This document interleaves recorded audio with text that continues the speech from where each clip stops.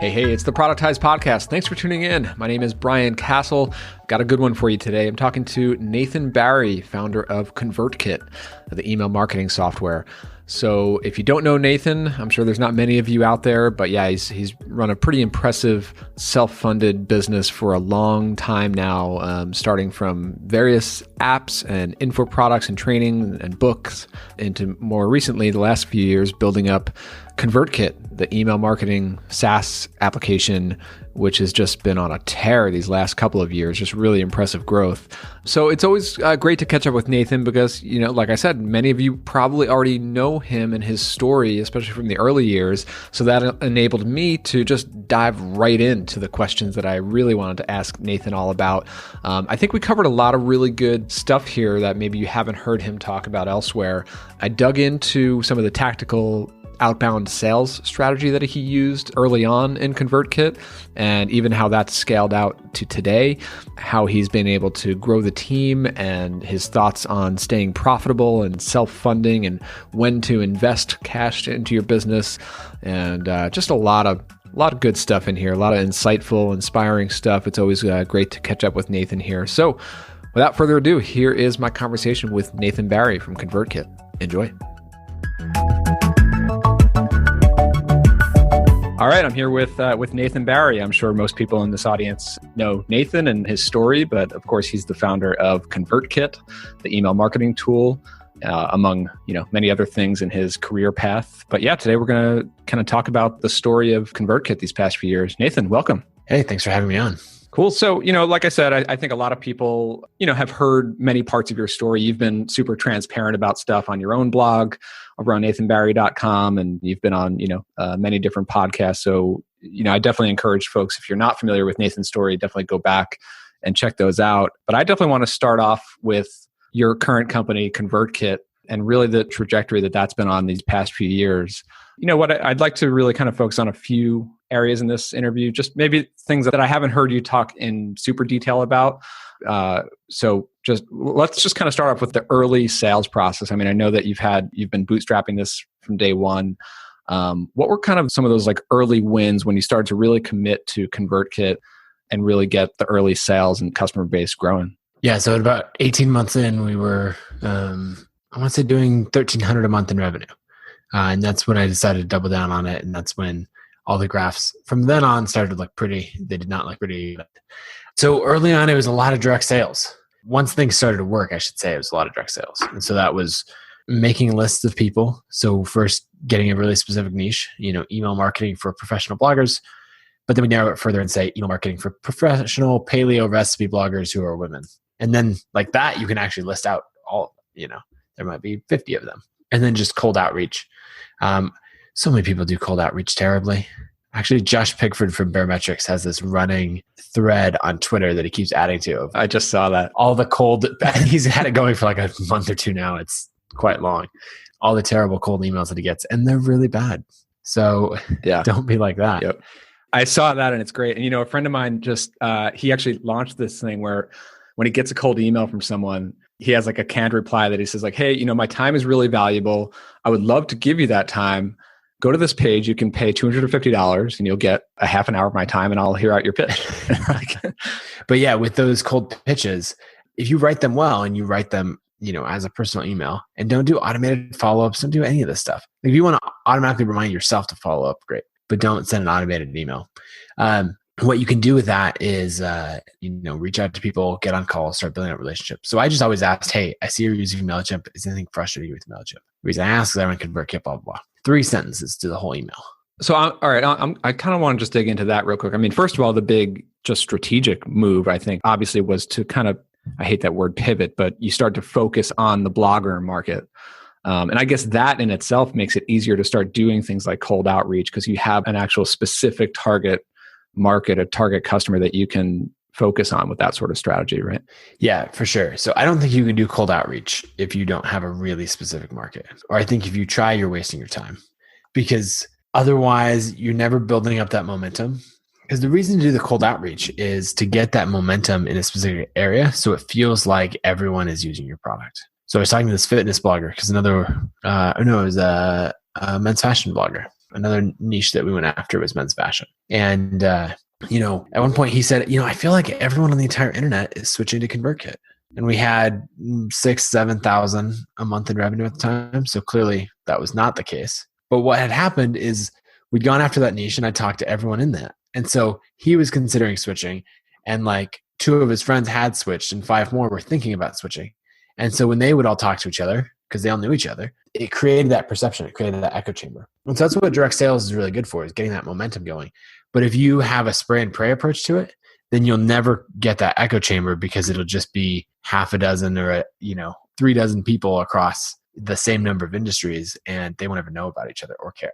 Right. And so I think where cold email outreach really starts to, where you can potentially differentiate yourself from all the noise. I mean, we all get the emails every single day now, is like in the effort that you put into building the list. Like, were you just personally like just digging through sites and sites of blogs and bloggers and figuring out who they were and how you can personalize the emails? Like, how did you go about finding the people to send manual cold outreach to? Yeah, so I did it 3 ways. One was building a list based on industry. So I would try to find as many, men's fashion bloggers, fitness bloggers, paleo recipe bloggers, whatever, in that space. And one of my favorite ways to do this is a few Google searches. So, right, we find our first 10 blogs in that way. And then from there, I'll go through their Twitter profiles and learn more. If you follow them, then Twitter will be like, oh, you should also follow this person. And it will rotate through a few of those, and it'll be like, here's 2 super relevant people and Barack Obama that you should follow. And you're like, okay, we'll send the cold email to Barack later. Right. But, it'll give you like, here's this other blog or this other blogger that's similar size, similar industry. And so you can kind of go from there, and you're just adding it all to a spreadsheet. And then I manually look everybody up, see what they're using, fill in those details, and then send those emails. And I would just track it all in Trello or in a spreadsheet. So that's the first way. And I guess there's also the other benefit is like, you follow someone, it kind of shows up on their timeline, like, hey, Nathan Barry followed you. And then a few days later, you get an email from them. It's like some recognition there. And if someone's in the, certainly under 10,000 followers on Twitter, there's a decent chance of that happening. And if you had done that and comment, like bigger names that I was going after and trying to get a call with, before I reached out, I might follow them on Twitter, and then a couple of days later, reply to a post, engage with some of their stuff, and then maybe comment on their blog, and then send an email. And this was all you in that time? Like, you were basically doing this work every day? Yeah, for sure. How are you organizing it? Like the follow-up and the lists, and like, what was kind of your routine looking like? I just used Trello. And so I would just have columns going across for people to contact, contacted, interested, and not interested. And then like kind of going across the board. And then, actually in a conversation. So anyone who replied got put in interested, and then I guess there was a declined column as well. It was super sophisticated. I just didn't want to pay for a full CRM, and I didn't want all the weight of like filling out, this is how many subscribers this person has, and this is the provider they're using right now, and all this stuff. I just wanted to be able to drop a name in there. I mean, I think it's better to just go bare bones and focus on the actions that actually matter. I mean, are you going to send the email or not? And how are you going to personalize it? And so the content of the email, you mentioned that you basically started off by asking a question about them using MailChimp. Can you tell me more about that? Like how you crafted the email and some tips? Yeah. So it was just, the email was 2 lines. Is there anything frustrating you with MailChimp? And then the second line was, the reason I ask is I run ConvertKit. It's used by A, B, and C. And I try to name drop the most relevant people. So not the biggest names, but the most relevant. And at the time, early on, we didn't have much of anything, but over time I'd acquire more and more, better names to use. And so I'd have 3 names that I include in there, and then say, really appreciate you taking the time to answer, Nathan. And that's it. Because when you see these emails that are like 20 sentences long, then I'm pretty sure you didn't just write that to me. I'm pretty sure you copied and pasted that, or you used an automated tool to do all that. And it's not the same. Yeah. And I didn't use any email tracking software or anything like that. I just sent it from Gmail, and that limited the volume that I could send. And I think that's good, because you're going for quality over quantity. And then what was kind of your follow-up after that? So you send an email, you don't hear from them for a week. Like, what happens next?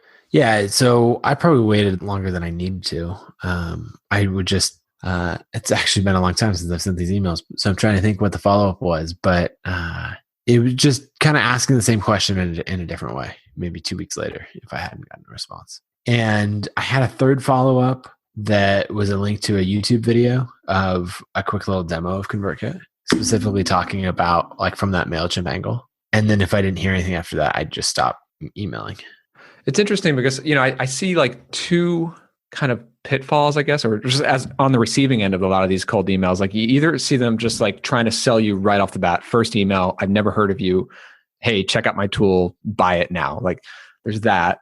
And then there's the other thing where it's just so, I don't know, they're just trying to like get you into some sort of like lead magnet that's like not super relevant to the actual product, or, kind of funnel me down this path. And it's like, all right, I kind of see what you're doing. I'm probably just going to ignore it.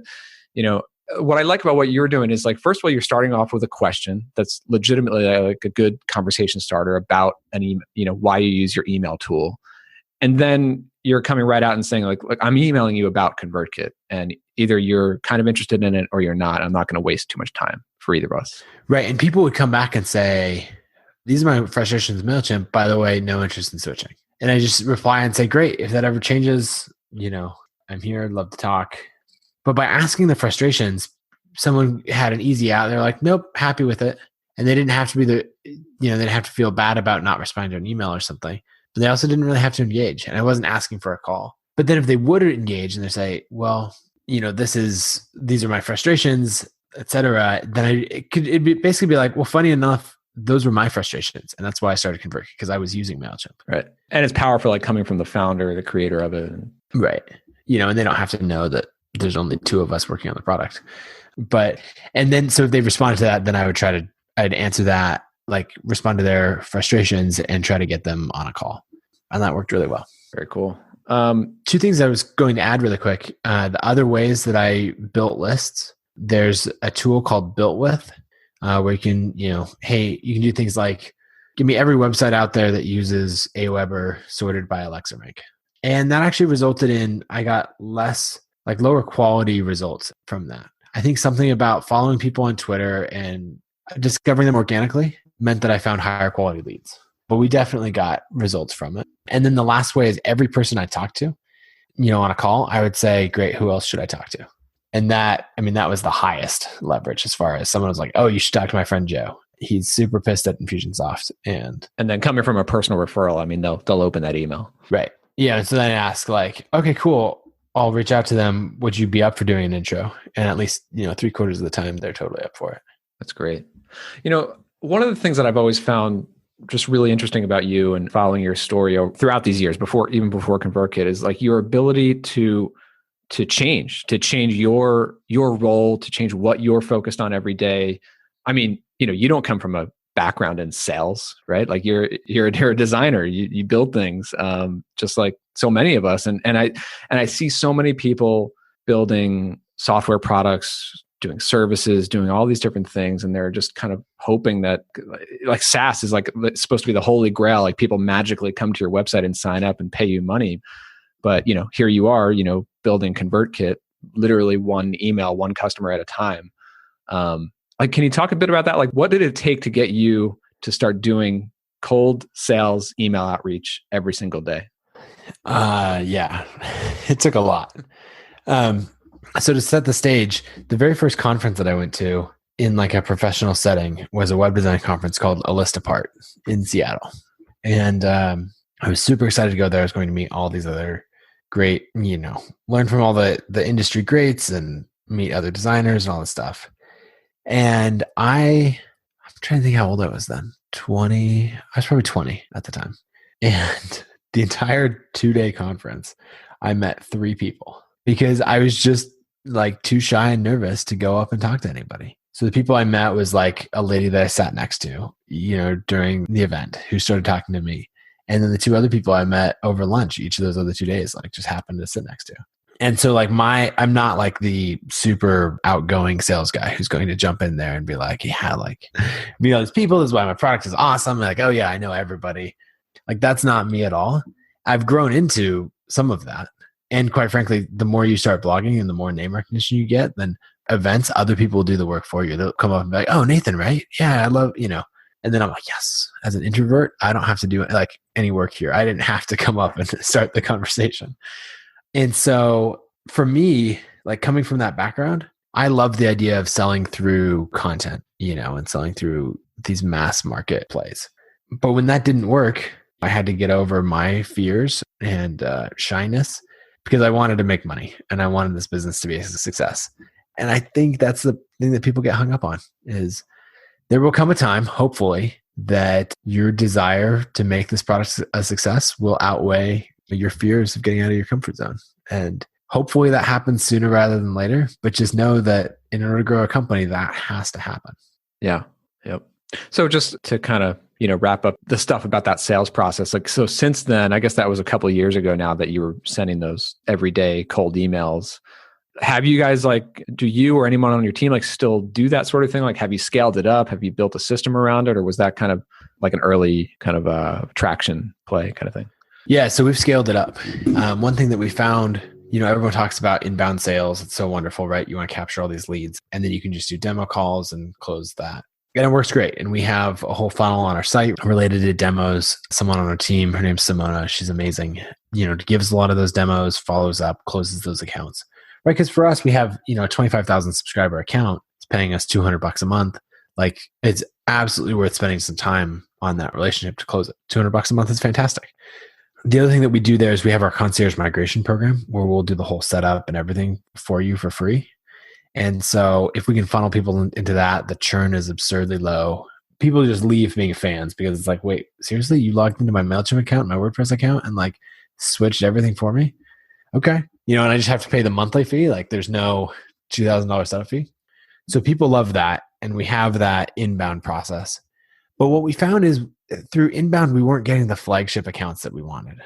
So if you take Pat Flynn and Chris Gillibo and Tim Ferriss and Gretchen Rubin and, these amazing creators that we want to have using ConvertKit, they're not going to come to ConvertKit and be like, oh, well, I clicked on your Facebook ad and then I filled out your demo request.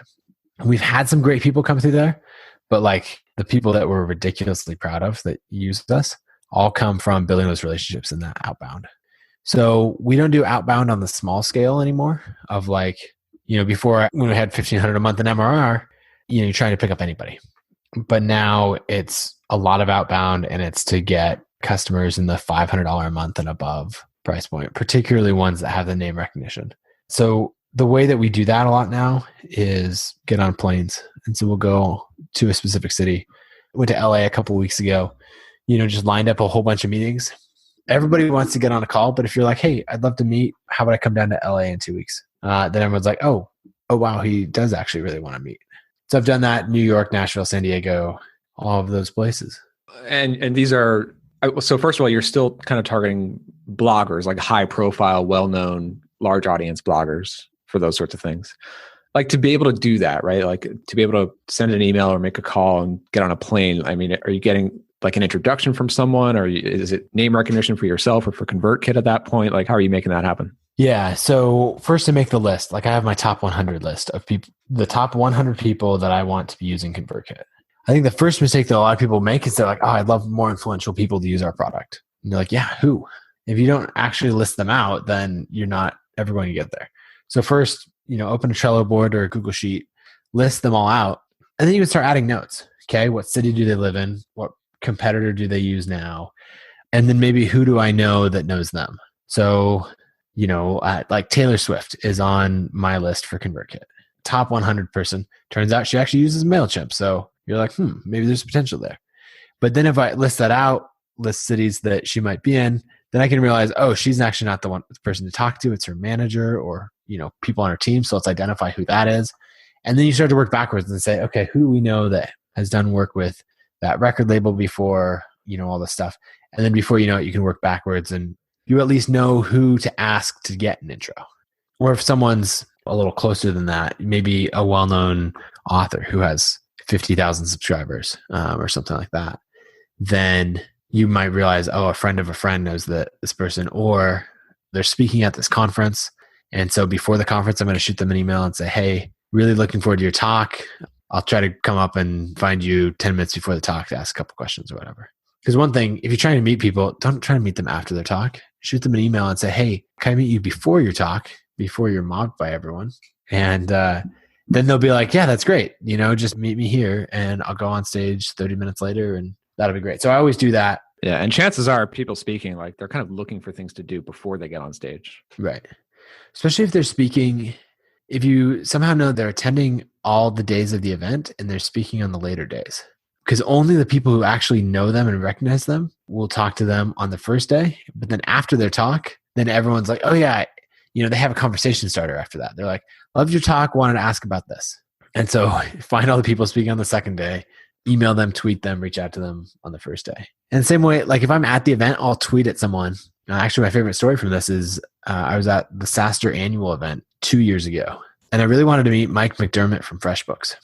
And the reason I wanted to meet him was because they'd bootstrapped for such a long time or had gotten by with tiny amounts of funding. And then years down the road, they decided to raise a huge round. But I wanted his perspective, right? Scaling a company without a lot of that funding.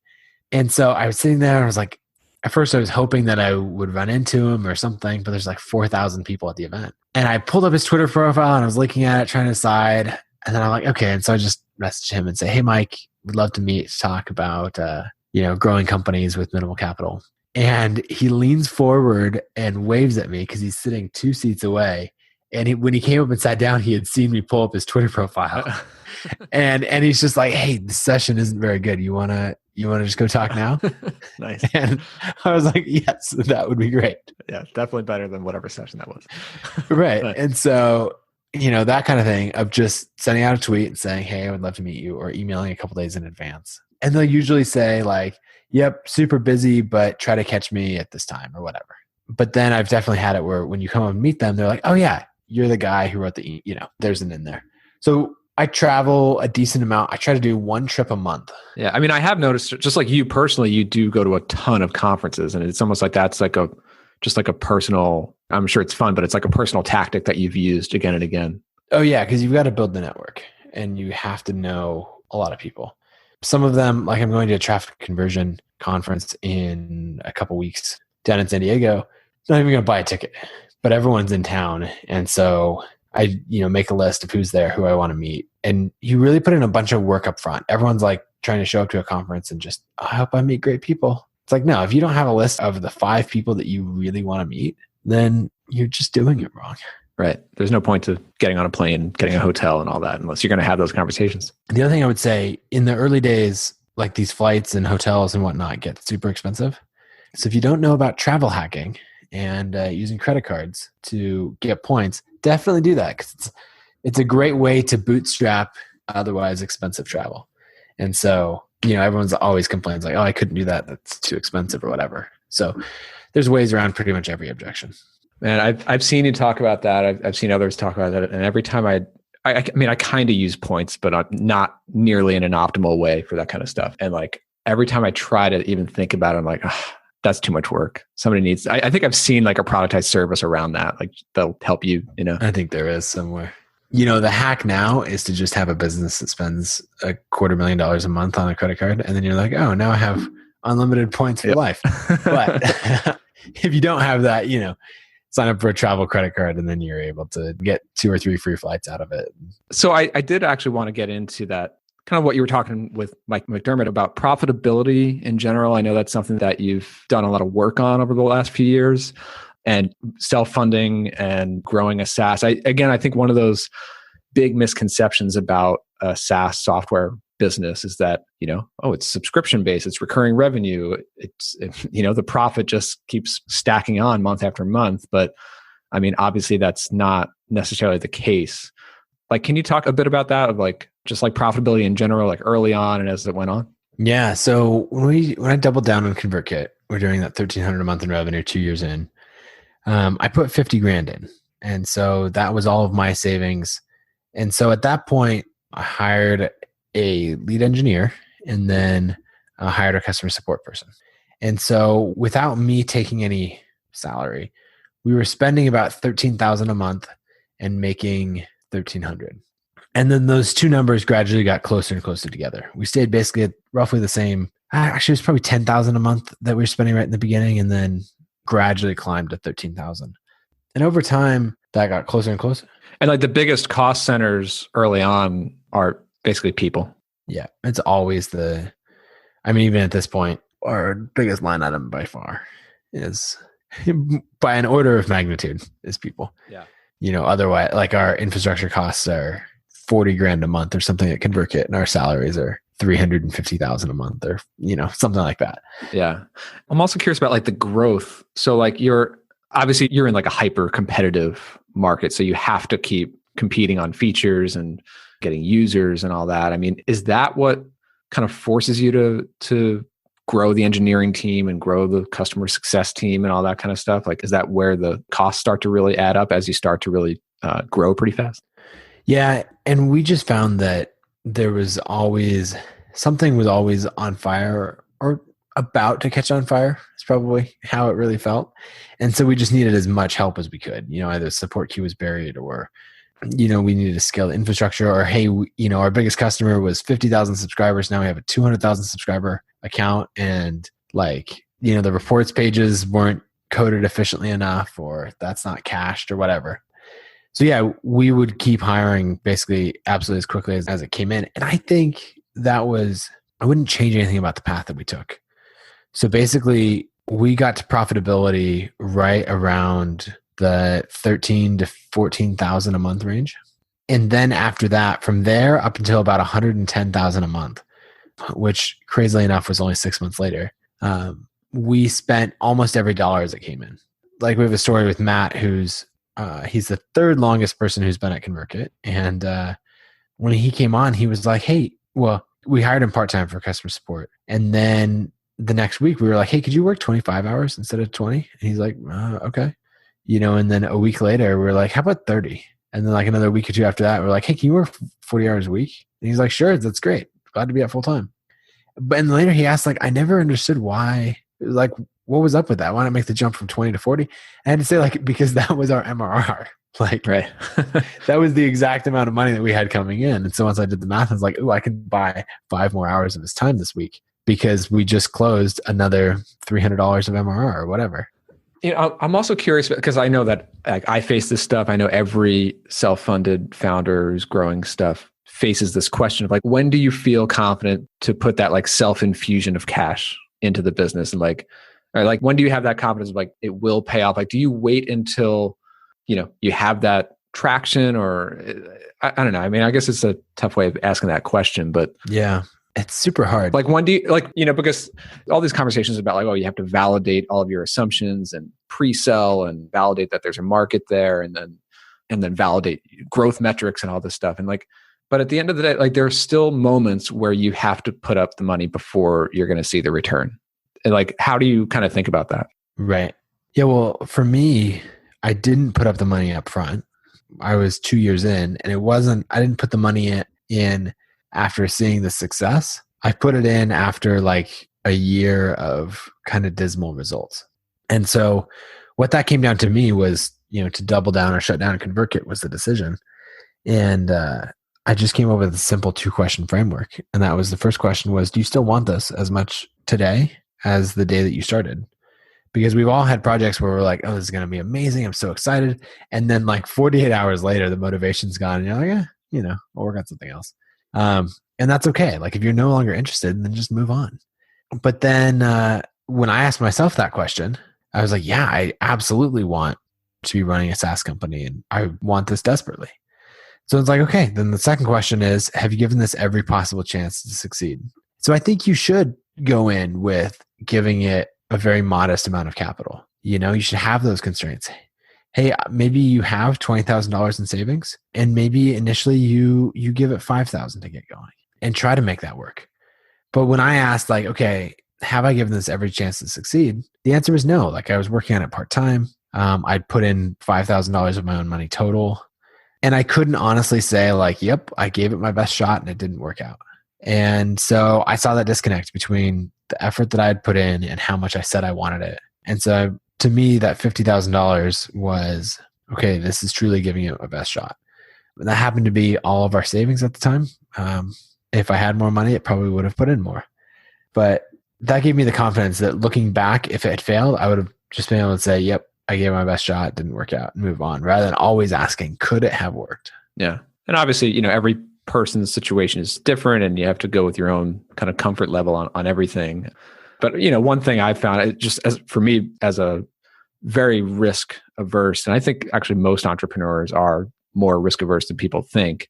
I've also found that just thinking through, all right, well, what's the worst case scenario? And there actually are very few things that you can't dig your way back out of. Yeah.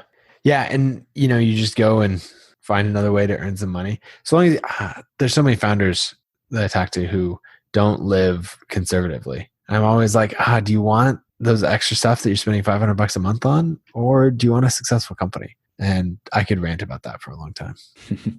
So, kind of getting back to costs, obviously revenue for ConvertKit has grown just, substantially over the last couple of years. And how have you been able to keep the costs in check? Yeah. So first, we just told everyone from the beginning, basically when we decided to really focus on profitability, we were at that 120K MRR mark. I had that conversation with Mike McDermott, and he was saying like, look, I think you can get profitable. You don't need to raise funding. You're growing at a good clip. So just stop spending more money. And so for 5 months, we did not spend any more money. We didn't hire anyone else, really. I guess we hired 1 or 2 people. But the team grew in that time from like 13 people to 16 or something like that. So not a lot. And we just, money was not an option for how to solve the problem. So you had to do it a different way. And then we also made it clear that we weren't going to raise funding. So it was always like, well, if we need this, then we might go raise some funding. And just deciding, nope, not going to do it. It saved us a lot of effort because it came up in every conversation of like, oh shoot, we're so resource constrained. Should we raise funding? And so just making that decisively, it gave us one clear path out of there, and that was to build up our savings. And then we put in a really clear goal and said, look, we want to have 3 months of expenses in the bank within 6 months. And we ended up hitting that. And we went from I think when we decided to do that, we had about 30,000 in cash in the bank, 25,000 that we built up from having a couple grand a month in savings. And then at the end of the 6 months, we had a little over 400,000 in the bank. And that felt so good. And we celebrated by going on a team retreat and meeting everyone in person, which was amazing, and handed out profit sharing checks there. And that's the other thing that now embedded in our culture is this frugality, because we actually have it written down and we have a set system of how we do profit sharing. And so 60% of all of the profit in the company gets distributed to the team. So actually at this point, we've distributed $540,000 in profit to the team. And so everyone's like, hey, did you leave that AWS instance running? Because that cost $2,000 and that's not cool. Or one of the guys on our customer support team was being asked at a conference, like when he bought his flights, they were doing like a little survey to try to better understand the people attending the conference.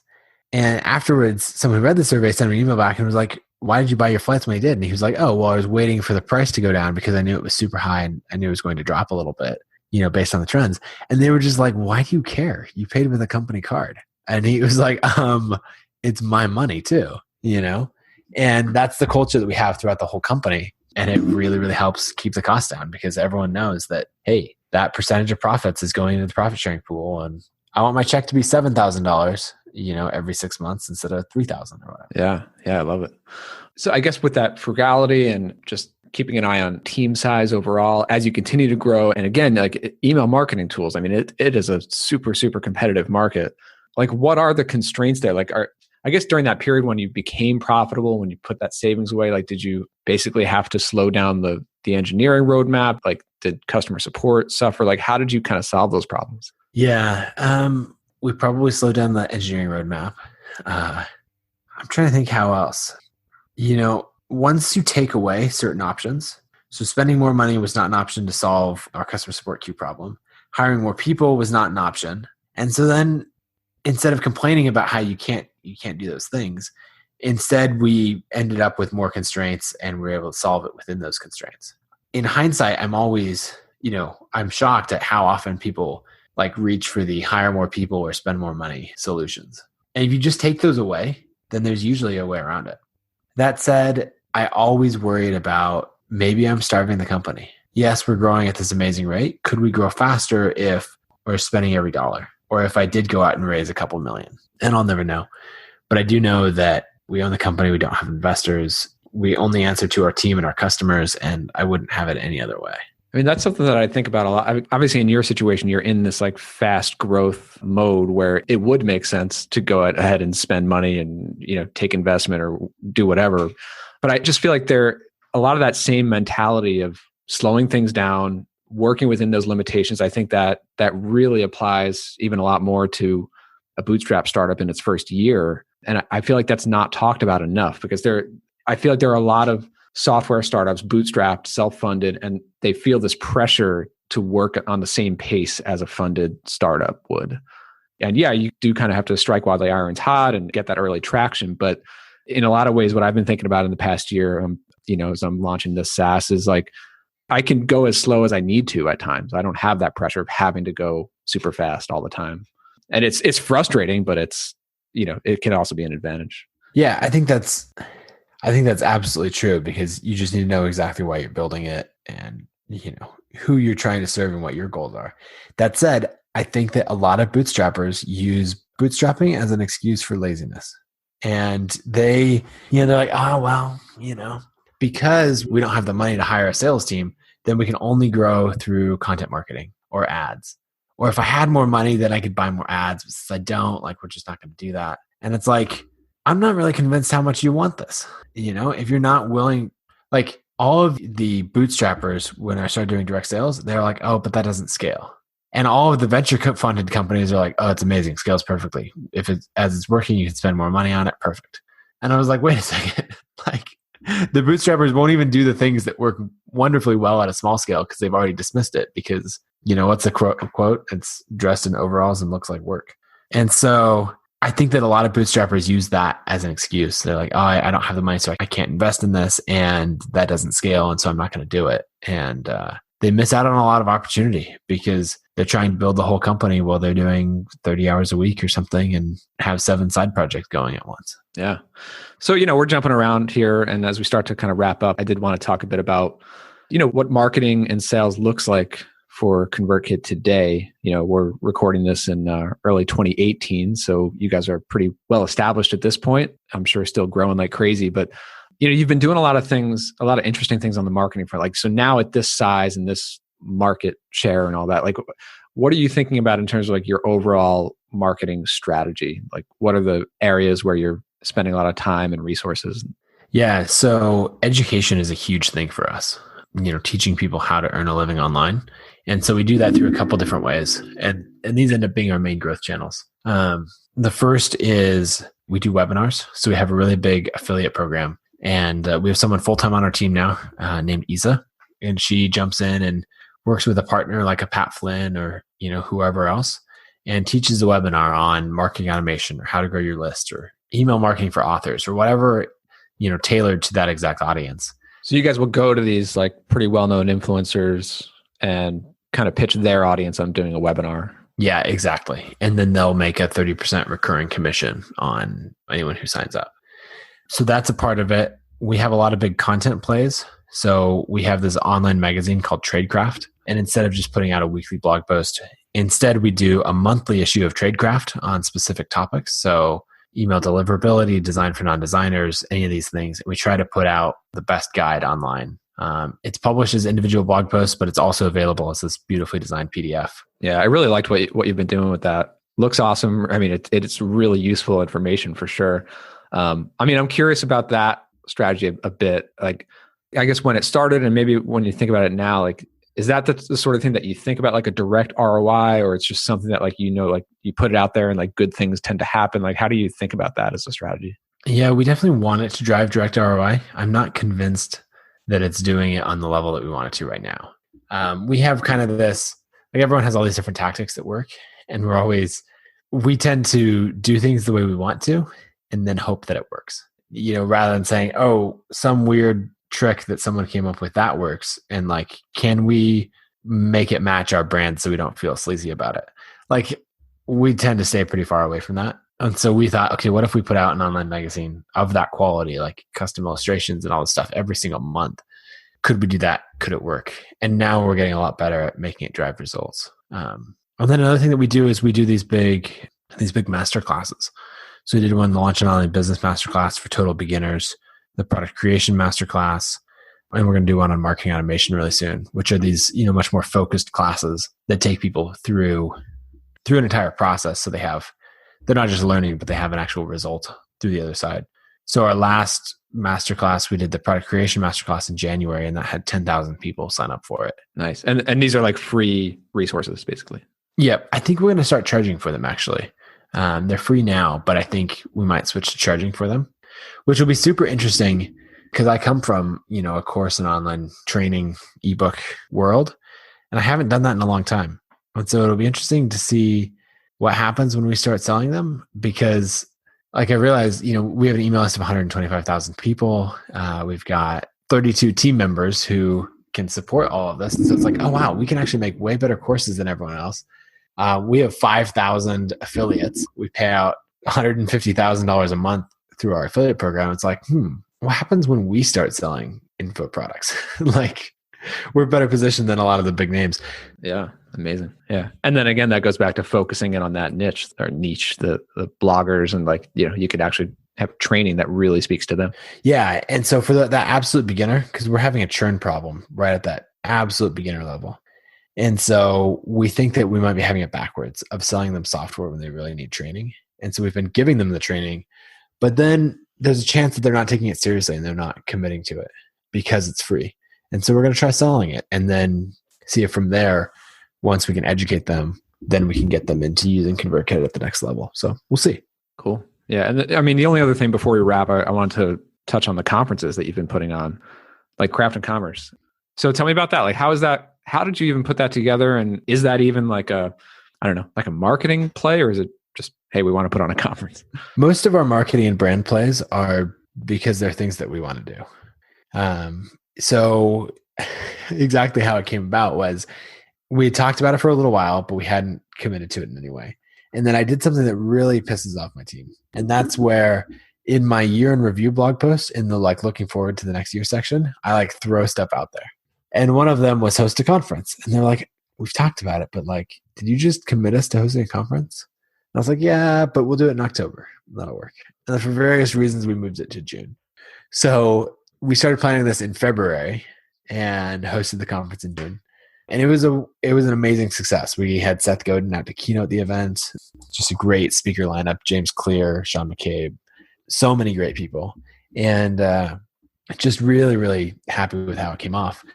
We definitely lost money on the event. Some of those speakers were not cheap to get in. But, we're already in a great position for next year. The event's half sold out. And this time last year, we hadn't even figured out like what city it was going to be in. So it's fun to see the momentum. Yeah, that's awesome. I've seen a few of these kind of company sponsored events, right, pop up, and it seems like a thing. Oh, it's not necessarily a new thing, but it's been happening, I guess, a little bit more often now with SaaS products. Like, is this an event for ConvertKit users or potential ConvertKit users, or are you trying to appeal to non-ConvertKit users? Like, how do you think about that? Yeah, it's an event for creators. So if you go to our homepage, there's a little plaque in the photo there, and it's pretty small. It's just next to the laptop. And that's a plaque that I made for every person on the team. So every person who works at ConvertKit has that plaque sitting on their desk. And it just says, we exist to help creators earn a living. And that's the core mission. We happen to be doing that through software, but we don't have to, And so now, in addition to software, we do it through an event. We do it through all of our training. We do it through our webinars. And then like the conference is just an extension of that. We need to create that community. So there's only one session. No, I talked about ConvertKit and where we were going from the main stage for 20 minutes on kind of giving the state of ConvertKit and announcing all the new features. And then there was one workshop that was ConvertKit specific. And all the rest of the content was just, if you're a blogger, an author, creator, photographer, podcaster, any of that, just like meeting great people, growing, learning, and tons of amazing stories. And that's the way we look at it. This next year is going to be pretty similar. We also throw in other totally random projects. So like in March, we're coming out with a Kickstarter campaign because we spent the last year shooting a documentary about how bloggers earn a living. And so we have the documentary, a coffee table book that comes out of that. It's amazing photography. And those are our fun projects that people are like, what does that have to do with email marketing software? And they're like, nothing, but it has everything to do with helping creators earn a living and telling their stories. And so we use our software profits to further that mission. And it's pretty fun. Very cool. Well, this has been, informative, inspiring as always. Thank you. Thank you, Nathan, for doing this. Very awesome. You can, of course, check out ConvertKit. I guess just on a final note, like, what are we looking forward to here in 2018? I mean, you mentioned the documentary, like anything else that you're looking ahead to in the next couple months? Yeah, the big things, the documentary, and which will come out in March, and then the conference at the end of June. If you're into video at all, Casey Neistat is keynoting the conference. He's an amazing YouTuber. Pat Flynn is also keynoting. And then, we've got a ton of stuff feature-wise, but that's kind of the big focus. Very cool. So, thanks, Nathan. Thanks for having me.